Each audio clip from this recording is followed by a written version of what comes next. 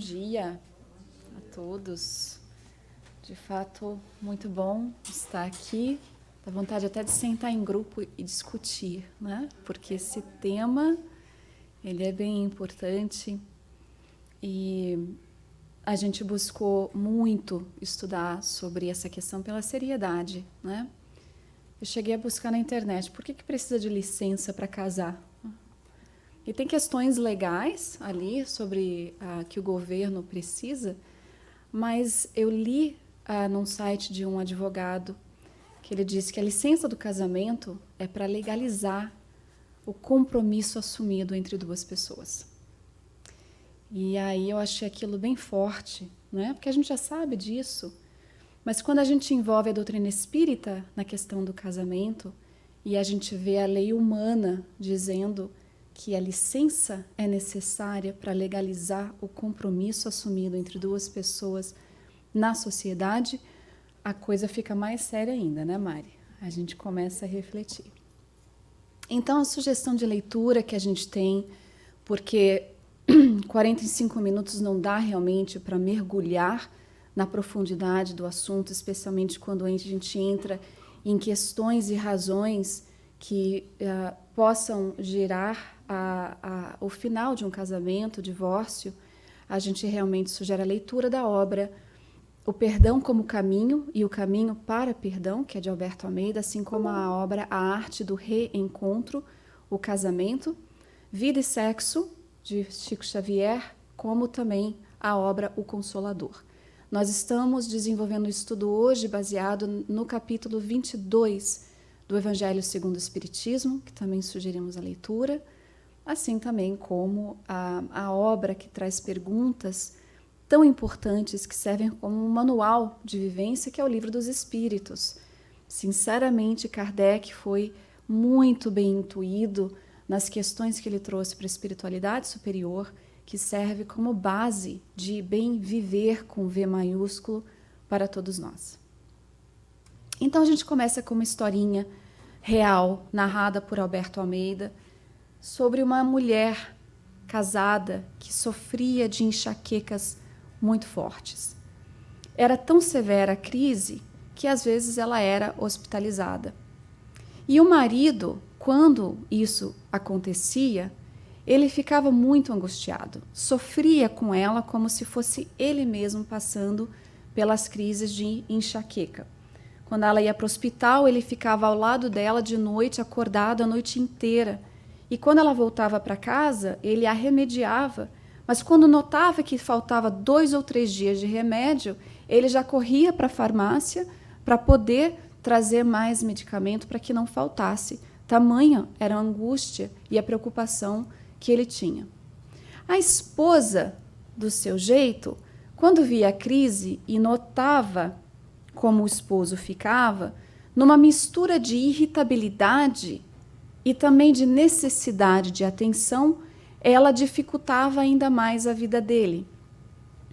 E cansados de sofrer com essa situação no casamento, ela, pela questão da enxaqueca e dessa irritabilidade que ela sentia pelo esposo, e o jeito que ele se debruçava sobre ela para tentar suavizar a questão, ela busca a terapia. E com Alberto Almeida, através de um preparo para uma possível regressão de memória, ela se vê numa vida passada, não muito distante, onde havia sido morta a sua cabeça esmagada.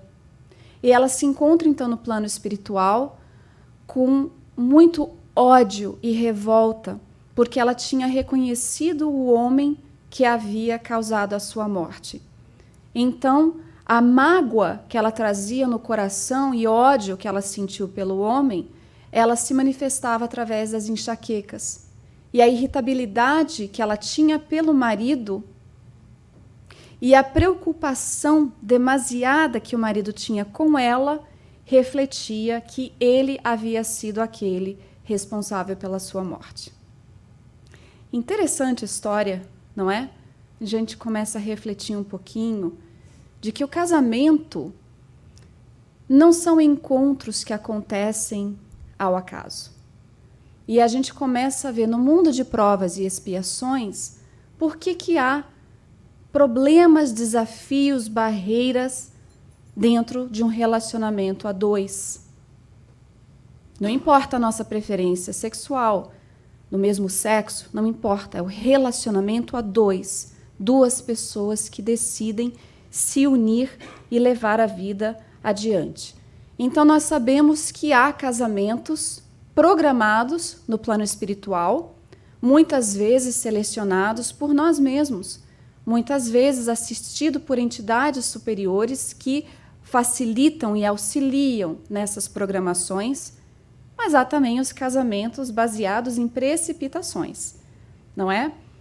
A gente conhece casos, eu fui estudando, aprofundando, busquei palestra, por exemplo, de Raul Teixeira, que é um mestre em educação até hoje, embora impossibilitado de fazer as palestras que ele fazia, e ele vai estar aqui em março conosco, no nosso evento anual, estamos muito felizes. Ele diz que existia uma pessoa que ele conheceu, que estava já casado e divorciado 4 vezes. Então, ele dizia que o amigo reclamava que os casamentos não davam certo, porque ele vivia atraindo o mesmo tipo de mulher. E ele não tinha paciência com elas, não tinha tolerância para lidar com as suas dificuldades, ele queria mulher perfeita. Então, Raul explicou a ele que o que ele estava atraindo eram pessoas que estavam ali para auxiliá-lo a lidar com as suas imperfeições. Atraímos, então, mesmo nos casamentos precipitações, as pessoas que estão ali para refletir como um espelho aquilo que nós precisamos trabalhar em nós mesmos. Quando nós passamos a estudar a doutrina espírita, começamos a ver que facilita o entendimento sobre essas questões que são trazidas especialmente no casamento. Então, essa é aqui, né? Esse estudo tão importante, Não separareis o que Deus juntou, traz nesse capítulo aqui 2 itens que não aparecem ali. Eu vou voltar rapidinho. Que é a indissolubilidade do casamento e o divórcio. E aí eles abrem o estudo com esse ensinamento encontrado em Mateus, que diz que foi por causa da dureza do vosso coração que Moisés permitiu despedisseis vossas mulheres, quando questionado sobre a questão do divórcio. Então ele continua dizendo, no início, no começo, não foi assim. Por isso eu vos declaro que aquele que despede sua mulher, a não ser em caso de adultério, e desposa outra, comete adultério, e que aquele que desposa a mulher que com outro despediu, também comete adultério. E aí Kardec vai entrar aprofundando um pouquinho mais, mas antes disso nós decidimos trazer aqui uma pergunta que se encontra em O Consolador na página 179. Casar ou não casar? Eis a questão. Ser ou não ser? Eis a questão. Aqui ele diz, casar ou não casar? No capítulo das afeições terrenas, o casar ou não casar está fora da vontade dos seres humanos? Pergunta interessante, não é? Então eles respondem, o matrimônio na Terra é sempre um resultante da determinada resolução tomada na vida do infinito, antes da reencarnação dos espíritos, seja por orientação dos mentores mais elevados, quando a entidade não possui a indispensável educação para manejar as suas próprias faculdades, ou em consequência de compromissos livremente assumidos pelas almas, antes da sua nova experiência no mundo. Razão pela qual os consórcios humanos estão previstos na existência dos indivíduos no quadro escuro das provas expiatórias ou no acervo de valores das missões que regeneram e santificam. Independentemente do quadro em que nós possamos nos encontrar, quem aqui estiver casado, ou se vier à mente amigos que possam estar passando por dificuldades, é natural que a gente entenda que, assim como o outro traz problemas muito profundos, ainda as imperfeições ou fragilidades da alma, nós também traremos. Certa vez eu vi um quadrinho que falasse assim, todos nós nascemos com uma bagagem muito pesada. Encontre alguém que auxilie você a descarregar essa bagagem e faça você o mesmo. Então, nossa mala de viagem, cheia ali de imperfeições, de dificuldades, de traumas, enquanto o outro também a tem. E a gente vê que, de fato, esse tema é muito sério. Em entendimentos fraternos, graças a Deus, o Centro Espírita oferece treinamento para o acolhimento ou o atendimento fraterno, como quiserem escolher, para falar sobre esses temas. Porque Emmanuel diz na obra Vida e Sexo que, partindo do princípio de que não existem uniões conjugais ao acaso, como mencionado aqui em O Consolador, a rigor não deve ser facilitado o divórcio entre as criaturas. Então me lembro que certa vez, ainda não tendo recebido o atendimento fraterno, uma pessoa me ligou e começou a narrar o drama do seu casamento, faz muito tempo atrás. E a criatura foi dizendo certas situações que ela estava passando no casamento que eu fiquei enraivecida. E aí, o que eu disse para ela? Quem pode descobrir? Separa? Você é bonita, você é forte, que isso? Vamos buscar um trabalho? Eu não tenho treinamento, então vamos estudar. Vamos fazer um curso. E me sentindo maravilhosa por estar capacitando a outra. E aí a gente mergulha no Espiritismo e começa a entender a seriedade da questão. Graças a Deus essa pessoa não me escutou. Está muito bem casada hoje. Mas aí, estudada e preparada, sentei na frente de uma esposa, de uma mulher que havia sido traída pelo marido. A vida vem e traz novas provas para nós. E ela narrou em detalhes a situação. E aí o Centro Espírita te ensina também a fazer cara neutra, né, Marisa? Você não pode arregalar o olho, não pode fazer... Neutra, escutando aquilo. E enchida de compaixão, do ensinamento que vem da doutrina, a gente lembra que a nossa opinião não vale nada. Não vale. O que vale é o que está de fato ali, como base sólida de acolhimento à alma que está sofrendo. Porque não era somente ela que sofria, era ele também, com sentimento de culpa e de remorso. Então nós a auxiliamos. E ela decidiu buscar tratamento terapêutico com profissionais que pudessem auxiliá-los. E ela decidiu ir em frente nesse tratamento. E o relacionamento voltou com toda a força, como uma planta que estava murcha, e após receber o tratamento, os nutrientes, a dosagem certa de água, de sol, de luz, de cuidado, de aparar aqui, cortar ali, tirar ervas daninhas, ela surgiu mais feliz do que nunca. E aí ela me ligou e ela disse: você foi a única que não colocou lenha na fogueira. E eu aprecio isso muito, porque eu amo muito meu marido. E eu não queria separar. E eu não queria me sentir humilhada porque os outros não entendiam a minha postura de brigar pelo meu relacionamento. Porque a outra não tinha nada a perder. Eu tinha 17 anos investido num casamento a perder. É muito bonito quando a pessoa se dá conta dessas questões. Então, Emmanuel diz, nós não devemos nunca facilitar a questão do divórcio entre as criaturas, porque será nos laços matrimoniais, diz ele, definido nas leis do mundo, que se operam burilamentos e reconciliações endereçados à precisa sublimação da alma. Então, quando Alberto Almeida escreve a obra A Arte do Reencontro, o Casamento, nós podemos imaginar que o que ele está falando, sim, tem a ver com o reencontro de almas, que reencarnam com compromisso a programação daquele casamento, mas também o reencontro dentro do matrimônio. Porque muitas vezes a esposa, o esposo se perdem ao longo do caminho. De repente, eles não estão mais sorrindo juntos. Eu vi um caso também onde ele disse, eu não sei onde nós nos perdemos.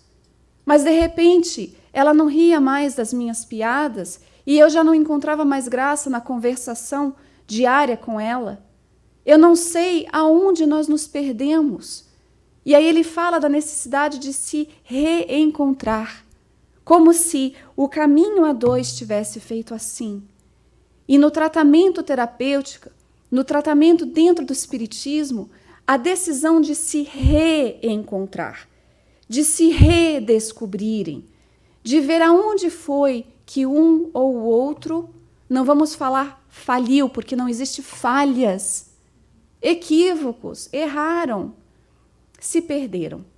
É por isso que se chama a arte do reencontro, o casamento. Porém, a gente sabe muito bem que existem problemas desafiadores e que não é tão fácil ou preto e branco assim a questão.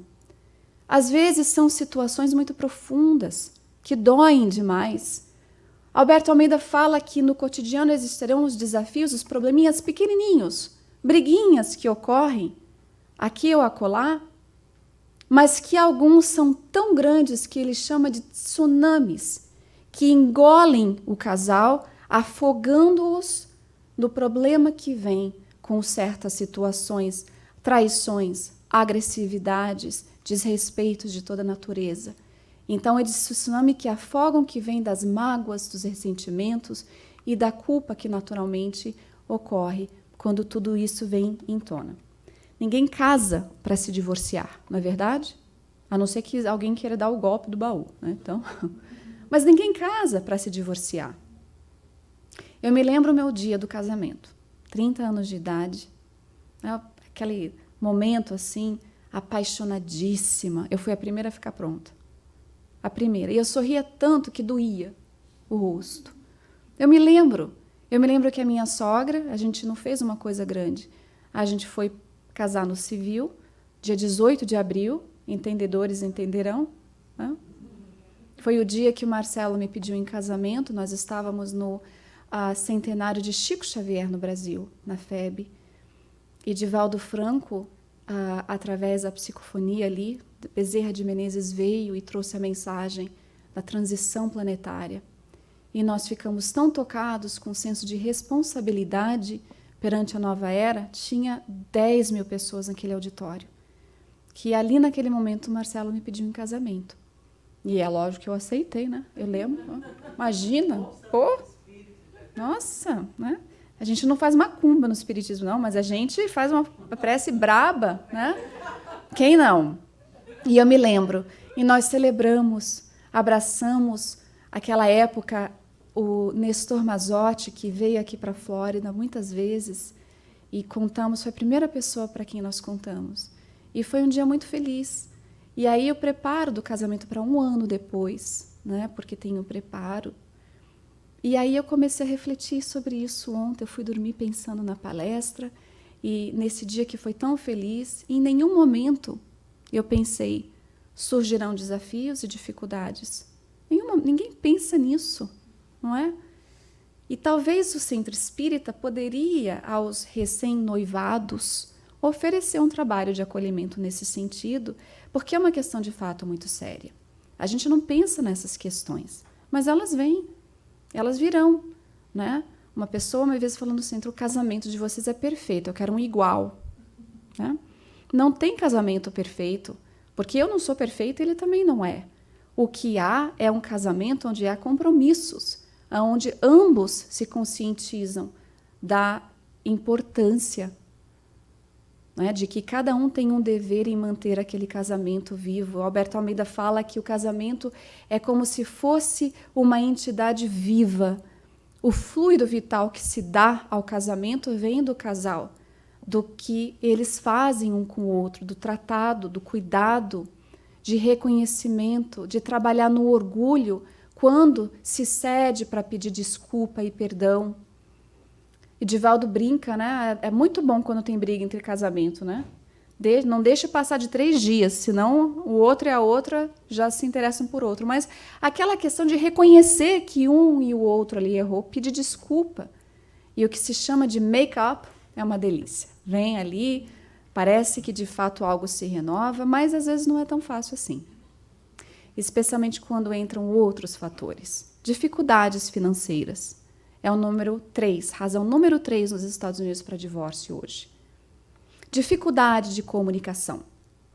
Quando a esposa ou o esposo não conseguem dizer o que precisam, o que está faltando. Então, em vez de se comunicar, acaba condenando o outro, culpando, julgando, humilhando. E o outro se sente ferido, se sente atacado, se sente não apreciado. A dificuldade de conhecer a si próprio para poder dizer o que está sentindo. Fala-se que está com raiva, quando na verdade não está, é mágoa. Fala que se está com mágoa, mas não é raiva. Não consegue ainda definir o que está sentindo.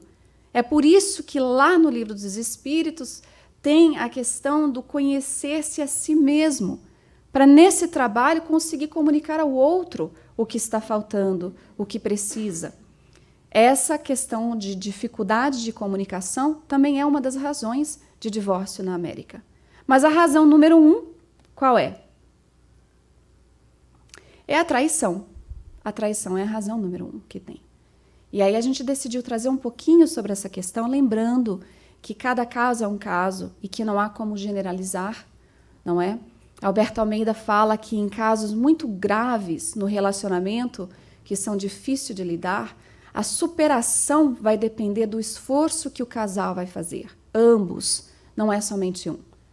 Então, quando há um caso de traição e a pessoa fala, eu vou perdoar, mas a cada momento a pessoa relembra o outro que ele fez ou o que ela fez. Então, não há como não adoecer aquela entidade viva que é o casamento. Então, Alberto Almeida chega a dizer, o relacionamento está doente, então precisa de médico, de terapia. Mas há caso que a doença é tão severa e tão maltratada que ela gera uma doença terminal. E fica o casamento, então, por um fio. Aquele fio ali que está para romper. E vai depender muito de ambos o rompimento daquele fio ou não. E às vezes acontece. And that's okay.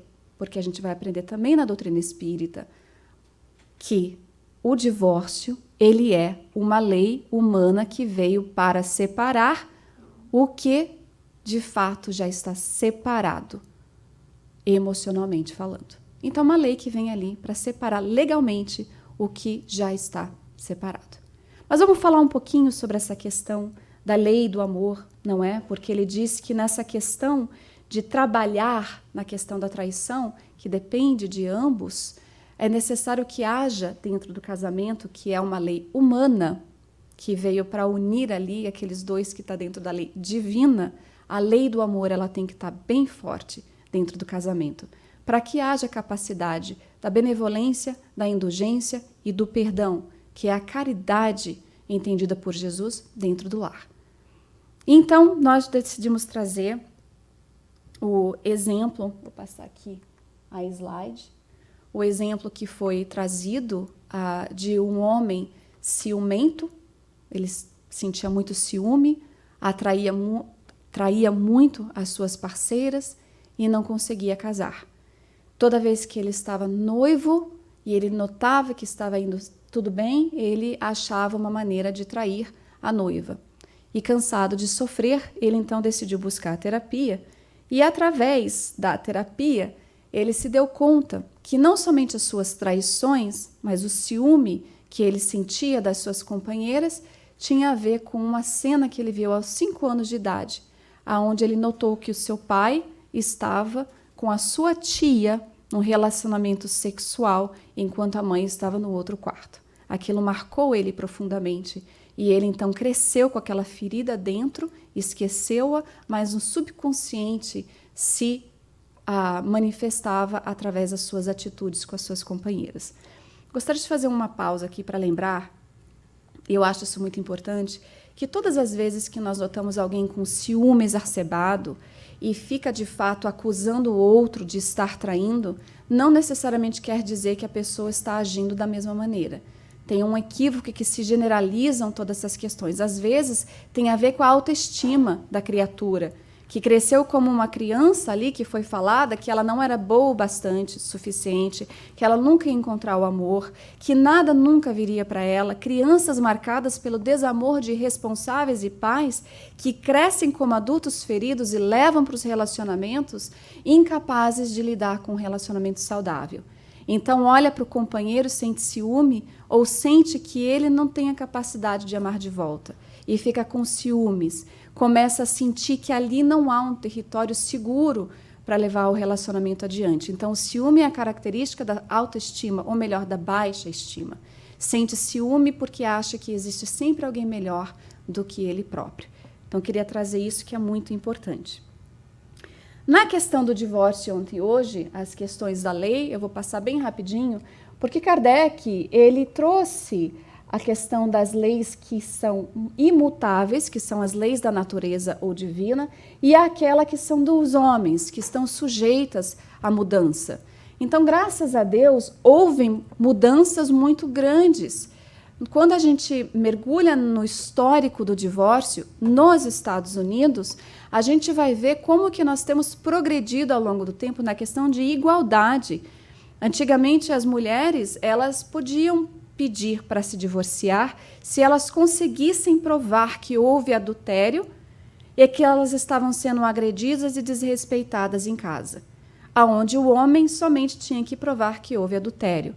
Então, mudou-se muito as leis. E, logicamente, a igreja teve um grande peso nessa questão, não é? Que hoje também não entra mais nessa questão. Então, no casamento, o que é de ordem divina é a união dos sexos, perfeito, para que possa operar a substituição dos seres que morrem, mas as condições que regulam a união são de tal modo humanas que não há no mundo inteiro, nem no mesmo da cristandade, 2 países onde a questão do divórcio estejam absolutamente idênticas, e nenhum onde não hajam com o tempo sofrido mudanças. Nos Estados Unidos hoje, a questão do divórcio, ela difere de estado a estado também. A gente não vai entrar nisso, mas para a gente ter uma ideia como é que estamos progredindo e como que as leis humanas modificam enquanto nós vamos também progredindo e caminhando. Mas na questão da traição e do divórcio, eu pessoalmente achei essa frase muito impactante de Jesus, em que ele disse que foi por causa da dureza do nosso coração que isso tudo veio à tona. E quando a mulher adúltera é trazida à frente dele e ele fica em silêncio, olhando para o solo, diz que estava desenhando, é como se ele estivesse olhando para a própria terra, aonde há esses bilhões de habitantes, todos eles, todos nós, com equívocos e erros muito profundos, e dramas que, na verdade, não justificam a questão de traição, mas trazem razões pela qual isso pode ter acontecido. Quando Jesus olha para a mulher adúltera, ele não viu uma mulher que estava sendo condenada pelos outros. Ele a viu como um livro aberto, todo o seu drama do passado como mulher e como esposa. O que nos lembra de um encontro que houve aqui em Fort Lauderdale, uns anos atrás, com o Divaldo, que se chamou O Amanhecer de uma Nova Era. Eu não sei se alguém aqui esteve presente nesse evento, mas houve uma oportunidade onde quem estivesse presente era uma sala de hotel com mais de 300 pessoas. Nunca vou me esquecer disso. E no final, na segunda parte do evento, Divaldo aceitou perguntas que vieram do auditório. E em uma delas, anônima, é lógico, veio a pergunta de um homem que dizia assim: a minha esposa me traiu, como que eu posso perdoá-la? Foi assim a pergunta. E Divaldo ficou quieto, olhou para baixo, e aí ele responde: a sua esposa ainda o ama profundamente. É lógico que Divaldo é um homem que tem uma mediunidade muito grande e que certamente existe nesses eventos espíritos vinculados a nós que querem o nosso êxito e nos auxiliar. Acreditem, os eventos que acontecem aqui mesmo, nesse salão abençoado, entidades que nos amam profundamente e que torcem para o nosso êxito. Então, ali ele deve ter recebido informação. Ele diz: ela buscou nele o que ela não encontra mais em você. A ternura que você tinha com ela. O carinho no momento de fazer amor. Ela o via nele quando buscou para alimentar aquilo que está faltando no casamento. E ele continua a ficar quieto e diz: o que não justifica o que ela fez, mas facilitaria porque você também foi infiel várias vezes no casamento, de várias formas. Todo mundo ficou quieto, imaginemos, né? E eu imaginei esse senhor sentado, escutando isso. Então ele diz: perdoe-a e busque também você o perdão, porque o casamento de vocês foi feito para durar. Então a gente começa a refletir no porquê que algumas situações acontecem. E nós vemos dentro do Espiritismo, graças a Deus, com pessoas capacitadas como Alberto, trazendo para a gente que um exercício de compreensão do porquê certos equívocos acontecem dentro do relacionamento, seja no casamento ou não, ajuda a lidar com o adultério, bem como a restabelecer o relacionamento, se for o caso. Então, analisar, vejamos que é o trabalho também de burilamento do orgulho, porque quando nós nos ferimos e sentimos a traição, é difícil você buscar justificativas para auxiliar na compreensão e ajudar também o outro para se reestabelecer. É muito difícil.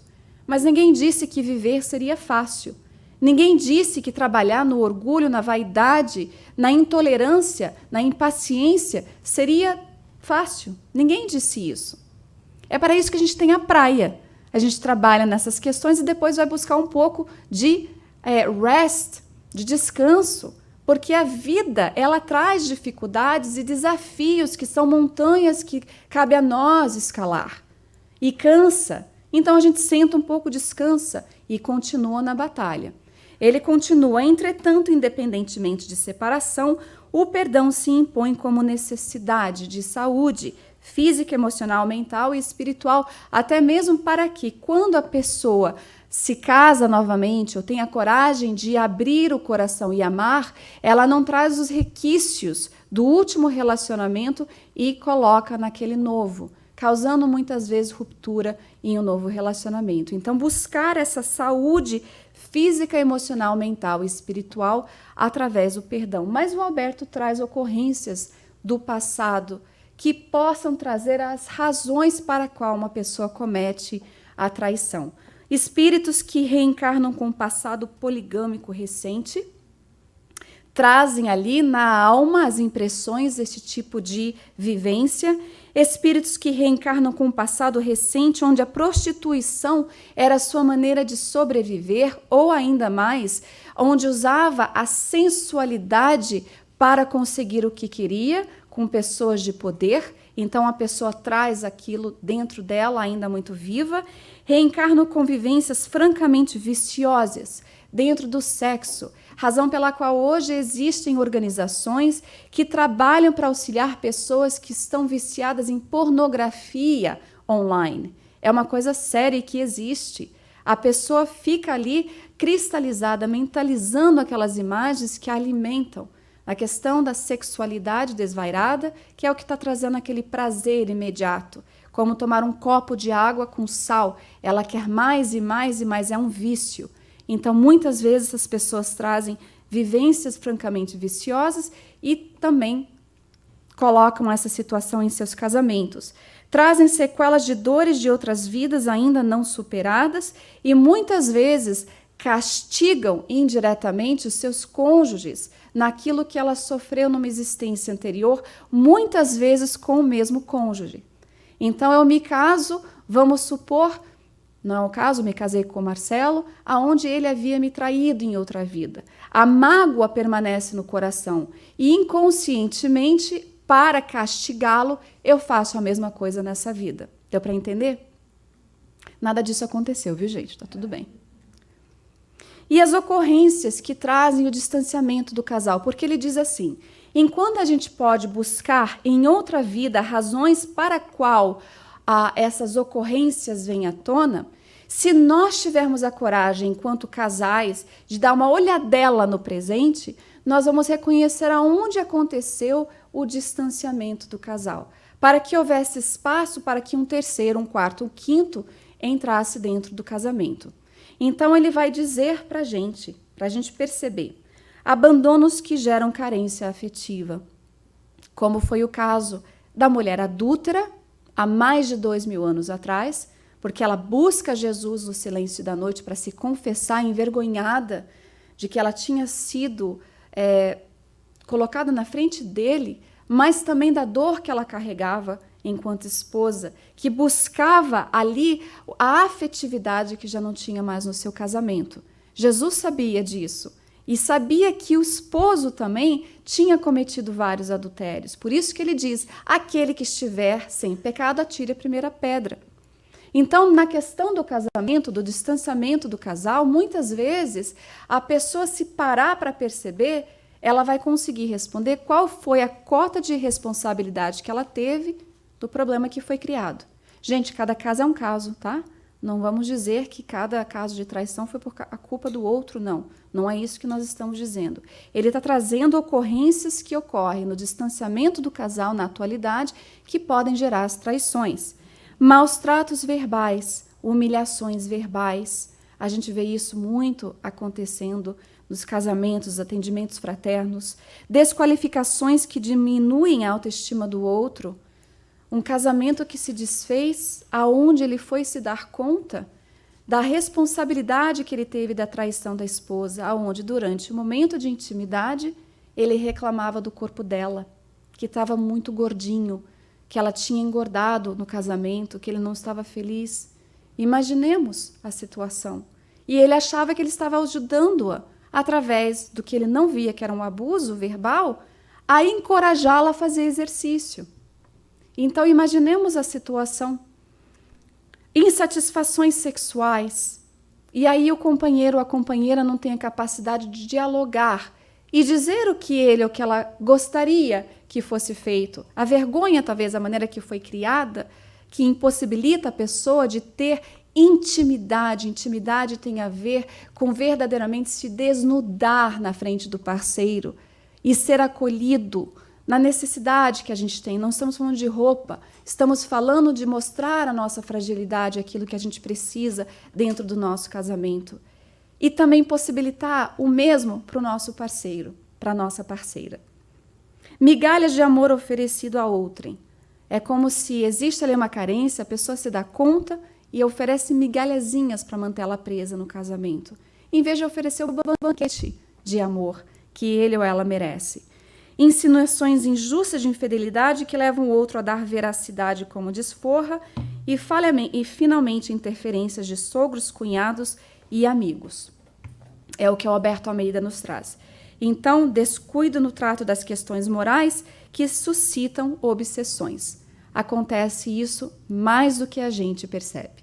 Então, quando se fala do evangelho no lar, que a gente se fizer a conta, quantas vezes são no ano?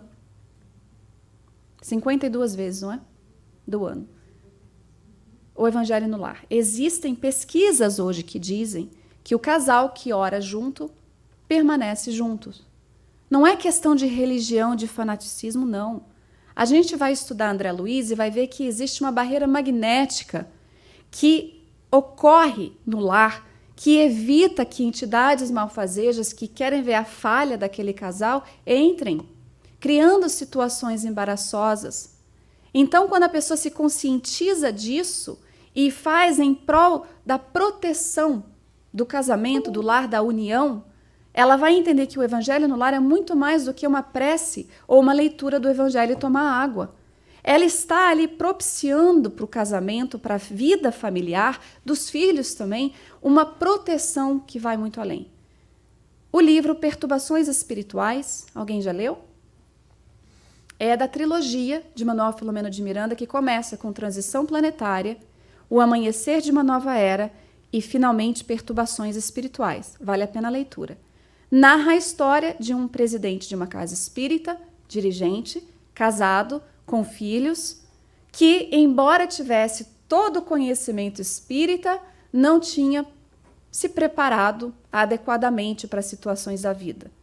E entra uma menina, uma moça no centro espírita por quem ele se encanta, e ela também por ele.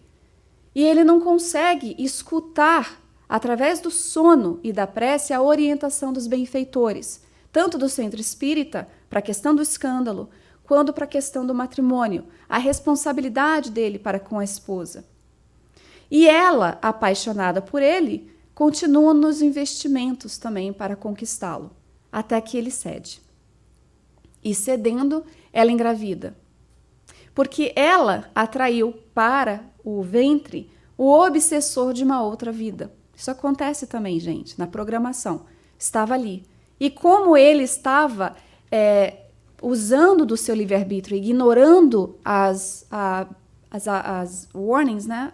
Os avisos das entidades superiores, deixaram eles, então, para o seu sucesso, ou falta de sucesso. Ele, então, pede para que ela abortasse a criança. E ela decide ali, não, sem saber o que fazer, em perdê-lo, se não perdia ou não. É aí que os benfeitores entram com a falange de espíritos de Bezerra de Menezes. Então, instruindo-o, trabalhando com ele, nos obsessores que estavam envolvidos naquele drama ali que estava fazendo com que rompesse um casamento sério e sólido, o que ele passaria a ser no olhar dos outros no centro espírita, aconselha-o a finalmente fazer o que é certo. Confessar-se para a esposa, decidir entre ela e a outra, honrar a responsabilidade paterna com aquele novo espírito e fazer o que era certo perante o centro espírita. Então, depois daquele trabalho de desobsessão, ele decide conversar com a esposa, decidem terminar o casamento, ela, resignada, aceita, e ele então decide honrar o relacionamento com a outra, casando com ela e fazendo o que era direito em questão ao espírito reencarnante. Veja que interessante. Numa conversa com Godinho, que é o presidente atual da Federação Espírita Brasileira, ele diz assim: no movimento espírita, existe um movimento muito grande das entidades inferiores a romper casamentos, especialmente quando eles são duas pessoas muito envolvidas no trabalho espírita. Ou quando existe uma pessoa muito dedicada ao trabalho no centro espírita e é muito forte o trabalho dele ou dela, e no lar existe um outro que não apoia, e que ele cai na mão de obsessores muitas vezes para tentar desestruturar o trabalho que a criatura tem no centro espírita. Não somente isso, existem reencontros no movimento espírita. Então, de repente, eu encontro alguém que é um outro homem, ou, no caso de homem, uma mulher, que de repente acende algo dentro dele. É um possível reencontro de uma afetividade do passado. E ele diz, mas não é por isso que nós vamos ceder e entrar nesse movimento de ficar com aquela pessoa, anulando um compromisso, um casamento existente. Ele diz, é impressionante como no movimento espírita já vi pessoas que encontraram a alma gêmea 4 vezes. Não é minha alma gêmea. Eu não posso ignorar. Poxa, era o planejamento original. A minha esposa atual não foi a programação. Meus 3 filhos não estavam na programação. Então ele diz, está na hora de nós espíritas crescermos, sermos homens e mulheres de bem, honrar o compromisso que veio antes, porque nós nos demos conta das dificuldades que surgiriam e que muitas vezes foram responsabilidades nossas. Então atraímos a esposa que é muito carente, que é muito sofrida, ou o marido que tem uma certa agressividade. Cuidado, não queremos dizer que ninguém fique em relacionamentos abusivos aqui, não é isso que a gente está falando, mas que tem uma característica que precisa de burilar, de ajudar. Então a pessoa vem com um compromisso de auxiliar na caminhada. É isso que eles estão dizendo, do cuidado que a gente tem que ter. Então, Alberto Almeida dirá que uma traição ou distanciamento de um casal se trata de uma interação que envolve 2 pessoas diretamente, mais uma terceira e uma rede por detrás da tríade, e que falam de suas histórias de vida carregadas de scripts, bloqueios, crenças, valores, compondo a base que sustenta a ponta do iceberg, que é a traição. Então é por isso que quando o Evangelho traz esse ensinamento aqui para nós, ele diz que todos nós, em relacionamentos ou fora, temos maus pendores a vencer, temos defeitos para corrigir, hábitos para modificar. Quando nós assumimos um compromisso de casamento e vamos lá e aplicamos para uma licença, não é somente um compromisso legal perante a sociedade, é um compromisso divino perante Deus, que honrou através da reencarnação a oportunidade do reencontro de almas. E que muitas vezes a gente vai notar que por causa dessa questão que todos temos maus pendores a vencer, hábitos que a gente tem que desfazer e modificar, a gente vai notar que talvez o peso do problema que está ocorrendo no casamento talvez tenha um pouquinho a ver conosco. E se não tem a compaixão de olhar diferente e ver como pode modificar. É certo que cada caso é um caso. E às vezes a pessoa que traiu uma vez e é dada uma oportunidade, ela não respeita aquilo e ela trai mais uma vez. Então ninguém foi feito para reencarnar tampouco, para ser saco de pancada. Divaldo fala isso muito claro. Precisamos também nos valorizar a nossa vida. Então, um casal que agora se divorciou depois de 37 anos, ele diz: eu estou com a minha consciência tranquila porque eu fiz de tudo. A consciência tranquila de quem fez de tudo, buscou tratamento, buscou auxílio no centro, tentou ser paciente, mesmo com a traição, por amor profundo. Mas a companheira não quis. Então, nós respeitamos o livre-arbítrio daquele que não quis. Aí a gente vai em frente e o que eles dizem, o que a gente não deve ter culpa, mas se responsabilizar se formos nós aqueles que traímos. Não entrar nesse movimento de culpa. Eu vou passar esses slides rapidinho aqui para chegar que o que Alberto diz aqui na questão do casamento ou não, todos nós somos, entre aspas, inocentes, mas imaturos aprendizes da vida e estamos fazendo ensaios evolutivos, mais ou menos desengonçados, amadurecendo quando procurarmos reparar em nós e nos outros os prejuízos causados nas nossas movimentações infelizes da vida. E que faz tudo parte de um aprendizado. É por isso que Jesus falava, reconcilia-te, autoconciliação, para depois se reconciliar com o adversário no caminho da reparação. E o casamento muitas vezes é isso. Então o divórcio ele vem por, na questão da lei humana, separar legalmente o que já de fato está separado. E não é contrário à lei de Deus. Então, muitas vezes a pessoa cai no sentimento de culpa ou de sentimento de que faliu. E chega a dizer, o meu casamento não deu certo. Mas deu. Para aquele momento ele deu. E está tudo bem.